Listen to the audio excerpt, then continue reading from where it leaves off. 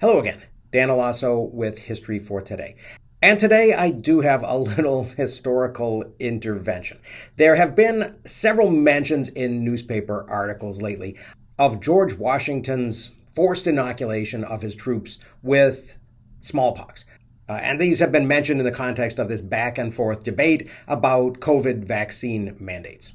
A New York Times article that I saw this morning mentioned that Washington had instituted this policy after the disastrous failure of his army in their invasion of Canada in 1775. The article also mentioned that the fatality rate of this inoculation was about 2%, possibly as a way of implying that we are not seeing a 2% fatality rate in the COVID vaccine, so what's everybody complaining about? And this comes hard on the heels of a Wall Street Journal article last week titled The Long History of Vaccine Mandates in America, which also mentioned this disaster outside the walls of Quebec in 1775, and says that Washington made a brilliant gamble and inoculated his troops in 1777. Now, what the articles don't say is that by the time of the American Revolution, there was a long history of armies using smallpox as part of their offensive strategies, and not just as a defense to prevent their own soldiers from contracting the disease. According to historian Elizabeth Fenn, in an article called Biological Warfare in 18th Century North America, which preceded her very popular book, Pax Americana, Washington was acutely aware of the potential for British use of inoculation as a weapon. An inoculated soldier had a roughly 2% chance of dying from the disease, but he could also pass it on to others, and they would have the regular 30% fatality odds that were faced by the general population anytime smallpox came through. And there were several times during the Revolution when generals suspected that their opponents had sent inoculated people into their ranks. Now, the incubation time for smallpox is about 2 weeks, so it's very, very hard to pin down exact causes of outbreaks. But when Washington assumed control of the Continental Army in Cambridge, Massachusetts, he wrote, "The pox rages all over the town. Such of the British military as had it not before are now under inoculation.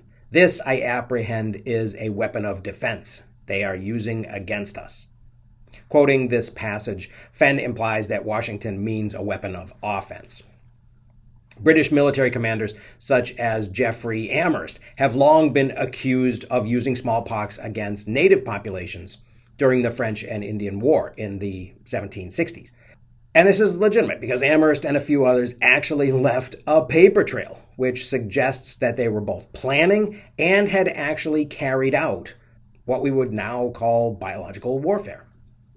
Among these records is an invoice for reimbursement of hospital supplies, quote, "to replace those which were taken from the people in the hospital to convey the smallpox to the Indians." This invoice made it all the way up through the chain of command, from the captain to finally be approved and signed by General Thomas Gage.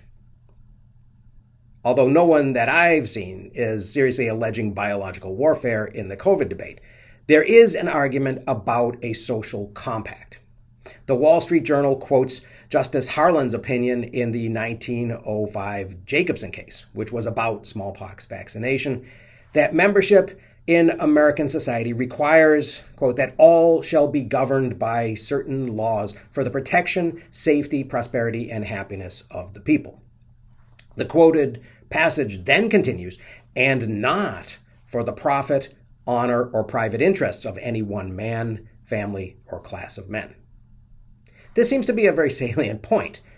Have the proponents of vaccination, and especially of booster shots, left themselves open to the criticism that they have not adequately demonstrated the public protections that the vaccines produce, while being very vulnerable to the charge that there is a lot of private profit in play here?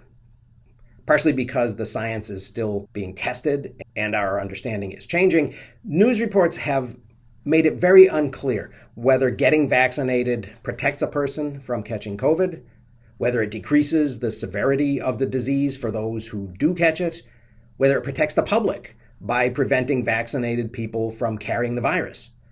And we're especially unclear how long it works.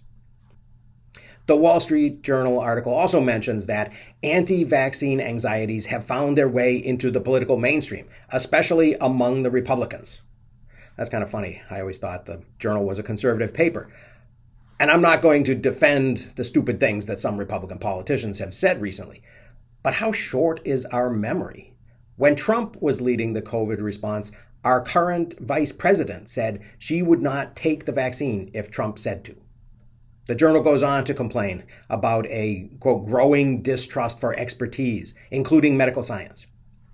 Is this distrust so hard to understand when public figures leading the COVID response have so often lied, even in front of Congress? You know who I mean. And when he was challenged, this guy, who some have claimed is the highest paid government employee in America, has said that disagreeing with him is the same as being anti-science. The Wall Street Journal seems pretty comfortable blaming COVID vaccine resistance to the ignorance and truculence of a certain portion of the public. I find it a little bit odd that they call on this George Washington smallpox example rather than some of the more recent successful vaccination campaigns that aren't quite as ambiguous in history. What about polio? One difference between past vaccines and the present that the Wall Street Journal maybe doesn't want us to focus on is the money. In 1955, Jonas Salk chose not to patent his polio vaccine and cash in on its use. Might this choice have had something to do with people's trust and their willingness to believe that the doctor was actually interested in preventing polio and not just in making a buck? That's just something I was thinking about that is a little bit history related that I thought I would share with you today. So I hope people found this a bit interesting. Thanks very much for listening, and I will see you again.